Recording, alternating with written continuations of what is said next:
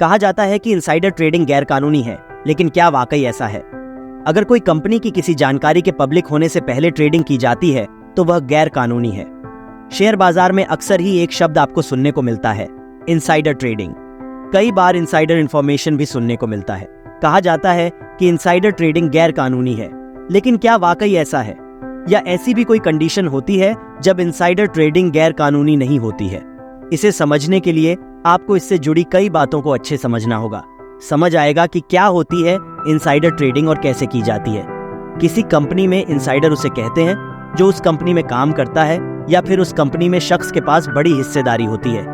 यानी सीधे सीधे कहें तो इनसाइडर किसी भी कंपनी का अंदर का आदमी होता है।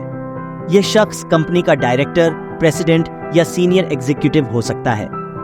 कई बार इनसाइडर कंपनी का हिस्सा नहीं होता है, लेकिन फिर भी उसके पास कंपनी के अंदर की बहुत सारी अहम जानकारी होती है। इनसाइडर जब किसी अंदर की खबर के आधार पर ट्रेडिंग करता है तो उसे इनसाइडर ट्रेडिंग कहा जाता है। इसके तहत इनसाइडर कई बार कुछ लोगों के साथ मिलकर भी ट्रेडिंग को अंजाम देता है।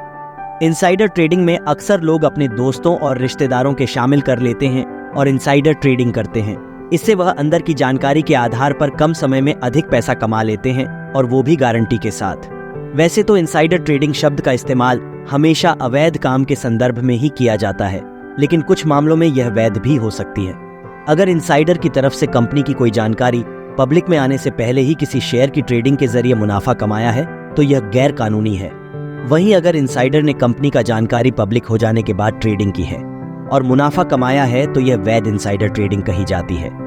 अगर कोई शख्स कंपनी के अंदर की जानकारी के दम पर उसके पब्लिक होने से पहले किसी शेयर को खरीदता या बेचता है तो सूचना बाहर आने के बाद उसे फायदा होता है। हालांकि इससे कई बार दूसरे निवेशकों को नुकसान भी हो जाता है।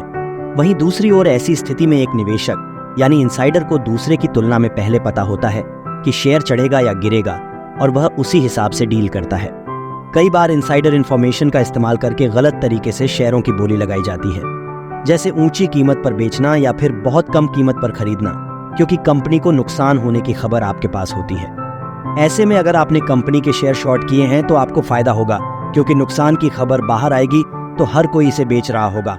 इस तरह लोग नुकसान में होंगे, कंपनी की वैल्यूएशन गिर रही होगी, लेकिन इनसाइडर ट्रेडिंग करने वाले को फायदा होगा। सेबी ने अवैध इनसाइडर ट्रेडिंग को रोकने के लिए सेबी रेगुलेशंस 2015 एक्ट बनाया है, जिसके तहत इनसाइडर ट्रेडिंग के जुड़े नियम कायदे तय किए गए हैं। किसी भी नियम का उल्लंघन करने पर तगड़े जुर्माने का प्रावधान है, साथ ही 10 इयर्स तक की सजा भी हो सकती है। तो दोस्तों, हमारी छोटी सी जानकारी आपको कैसी लगी? कृपया करके कमेंट बॉक्स में जरूर बताएं और चैनल को सब्सक्राइब करना ना भूलें। धन्यवाद।